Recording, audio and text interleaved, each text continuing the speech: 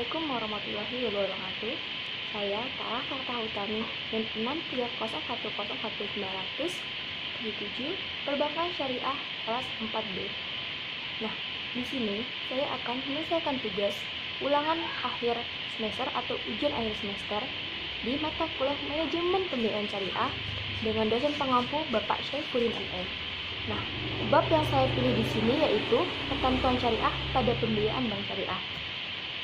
Kategori kontrak keuangan syariah sendiri ada 3. Yang pertama ada modal akad tunggal yaitu basic, di mana modal akad tunggal ini hanya mencakup satu akad dalam melakukan transaksi. Contohnya jual beli, sewa menyewa dan lain sebagainya. Nah, akad yang dilakukan itu seperti wadiah, musyarakah, mudharabah, wakalah, kafalah, hawalah dan lain sebagainya. Nah, akad tunggal ini digunakan antara kedua belah pihak yaitu nasabah dan juga lembaga keuangan itu sendiri. Yang kedua, ada modal akad yang berganda atau biasa disebut dengan mujtami'ah.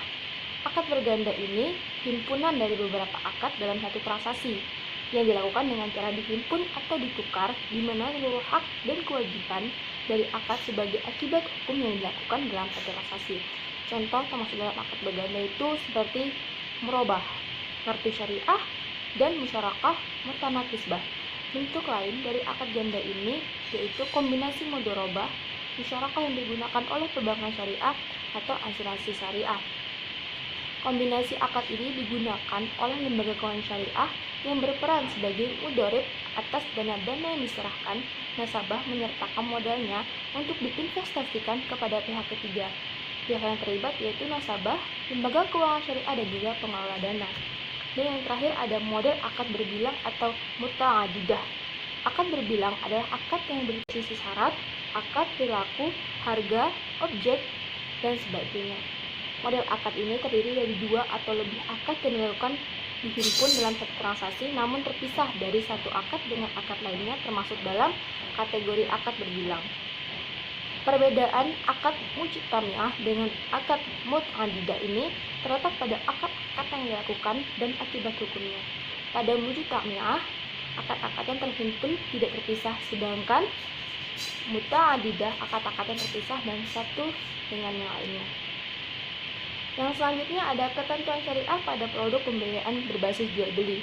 Yang pertama yaitu bai' al-murabahah, yaitu di mana jual beli barang pada harga asal dengan tambahan keuntungan yang telah disepakati antara kedua belah pihak. Nah, seperti bank bertindak sebagai penjual sementara nasabah sebagai pembeli. Contoh, saya membeli laptop bermerek Asus kepada Tuan Robert di bawah harga Rp6.500.000. Dari harga tersebut, Tuan Robert memberitahukan kepada Tuan Ahmad atau saya harga pokok atau harga beli laptop tersebut adalah 6 juta dan keuntungan yang diambil yaitu 500.000. Yang selanjutnya ada syarat bai' al-murabahah. Yang pertama, penjual memberitahu biaya modal kepada nasabah. Yang kedua, kontrak pertama harus sah sesuai dengan rukun yang ditetapkan. Yang ketiga, ada kontrak harus bebas dari riba. Yang keempat, penjual harus menjelaskan kepada pembeli bila terjadi cacat atas barang sesudah pembelian. Yang kelima, penjual harus menyampaikan semua hal yang berkaitan dengan pembelian, misalnya jika pembelian dilakukan secara utang.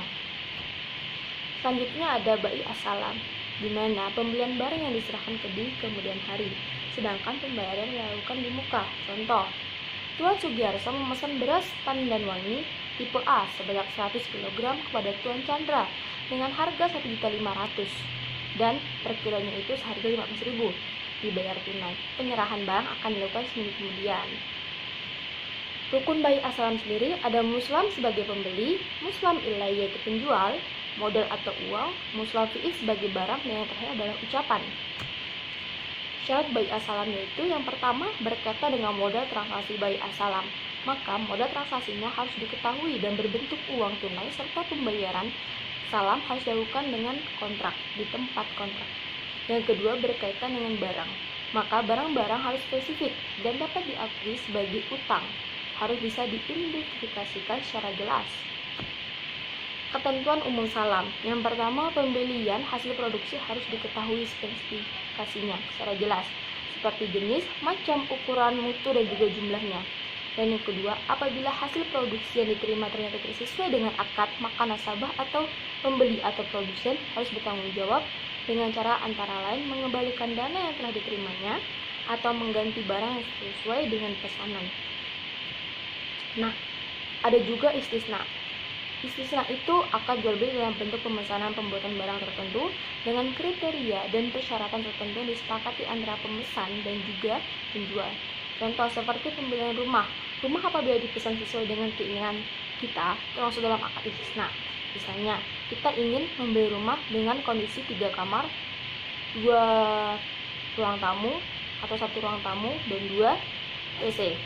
Nah, untuk memenuhi kriteria ini, saya bisa memesan rumah di perbankan syariah yang menyediakan fasilitas tersebut.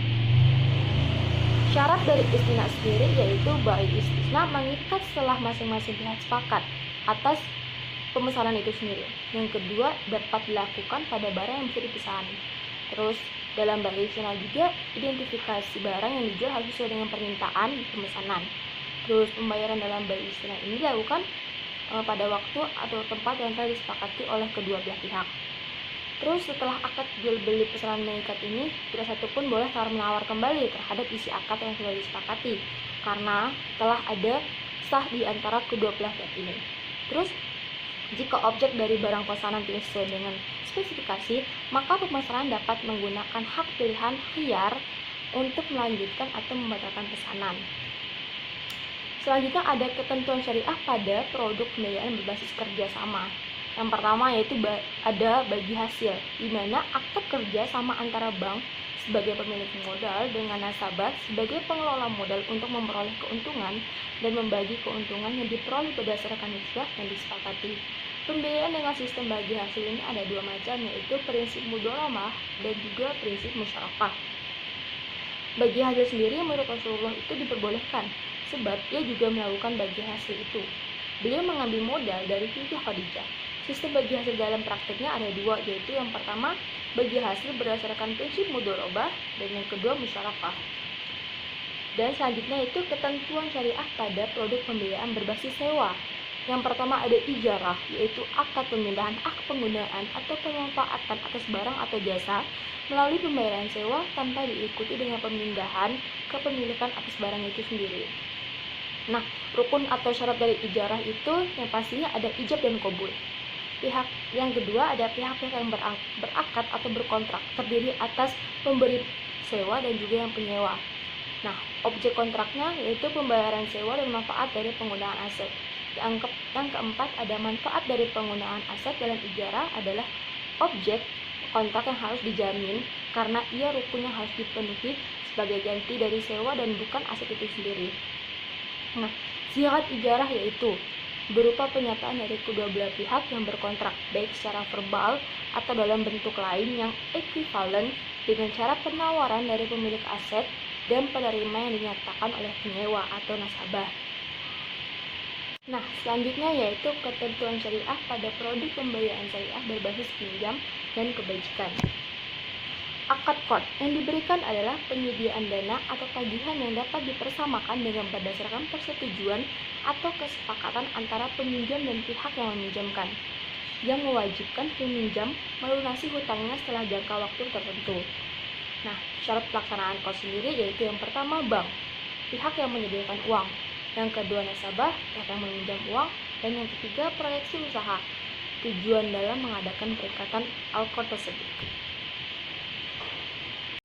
Nah, mungkin sekian pemaparan materi yang saya bisa sampaikan untuk tugas ujian akhir semester ini.